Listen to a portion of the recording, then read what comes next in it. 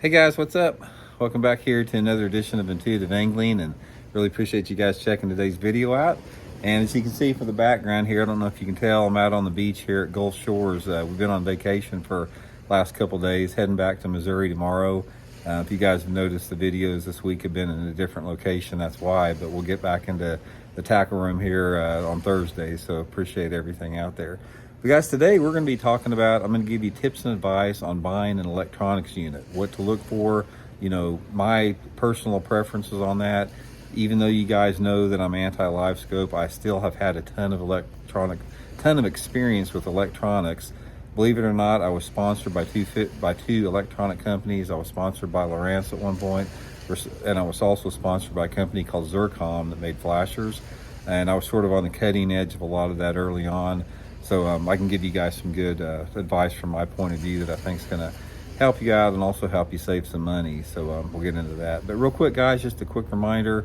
If you haven't had a chance, please swing by and check out our fall lake map breakdowns at fishthemoment.com.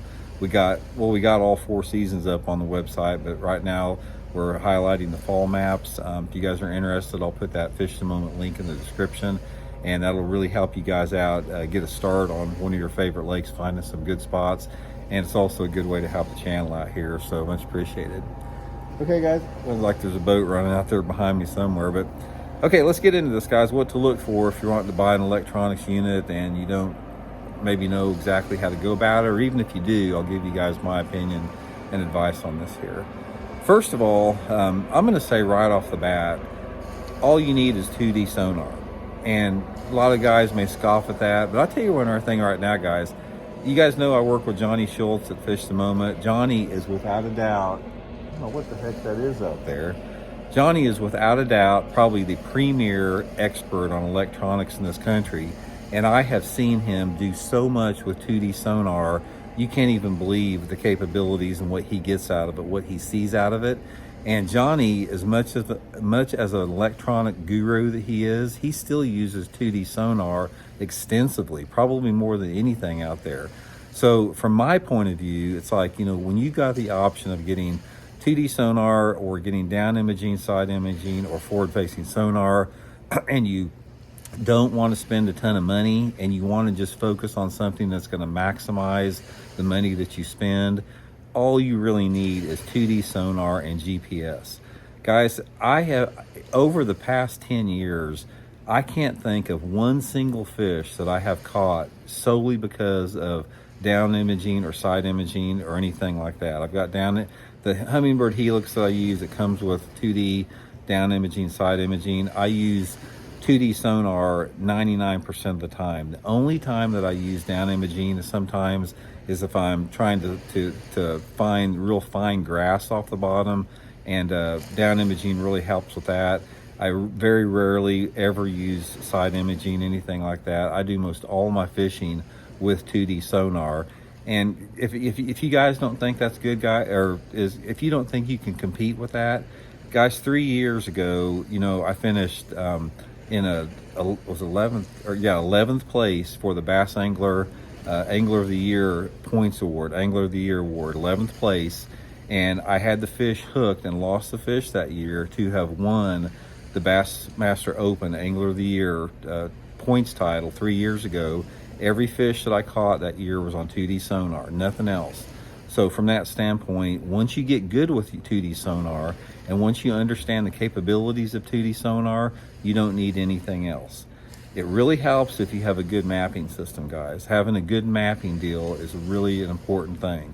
I would prefer going back to the old paper maps and not having GPS, just because I think that the purity of the sport is intact a little bit more, but there are some safety considerations I really like with the GPS. But from my standpoint, I would suggest just getting, if you don't want to spend a ton of money, just get a unit that has 2D sonar and GPS. Now, I don't have any affiliation with electronic companies, guys. I'm the same way. I have no affiliation. I can tell you one thing for sure, and this is just my unbiased opinion. I have found out that Humminbird units are the most user-friendly out there, especially the Helix models. The Helix models are not the touch screen, they're just the push button. And I've used a bunch of different brands out there, guys, and I'm just telling you right now, and again, I don't have any affiliation with these people. I don't know them. I don't know anyone at Humminbird anymore. I used to, but I don't anymore. But those are, if somebody said, Randy, what's your suggestion on getting a fish finder and everything, I would suggest some of the Humminbird Helix series. I think it's the best buy for your money out there and the easiest to use. But anyway, guys, don't get sucked in. Number one, don't get sucked into the live scope. You guys don't need it. You're going to be a better angler. You're going to be a more intuitive angler, a more primal angler. You're going to contribute more to the sport. You're not going to contribute to degrading the sport if you don't use forward-facing sonar. You don't need side imaging. You don't need down imaging. Yeah, they're nice to have, and they're gonna allow you, if you use them a lot, to catch some fish, especially with the side imaging. But you don't have to have it. You can be just as effective fishing with 2D sonar, even if you fish offshore, guys. If you have a good GPS system set up and a good mapping system, and you have 2D sonar, you can still catch a ton of fish out off the bank, suspended or on the bottom or shallow with that. So that's my advice. You know, don't spend a ton of money. You know, if somebody told me, you know, what I need to do, that would be my, you know, suggestion to you guys out there. So anyway, like I said, 2D sonar, GPS, you know, forget the side imaging, forget the down imaging, definitely forget the forward facing sonar, and just go out there and get focusing on catching, you know, being a real bass fisherman and catching bass the way that bass should, you know, the way that bass should, not, I'm trying to think how to put this, but show the bass respect and catch them the way they should be caught. And that is the way that we're talking about here. So give them a chance, in other words. So anyway, thanks for tuning in, guys. We'll talk later.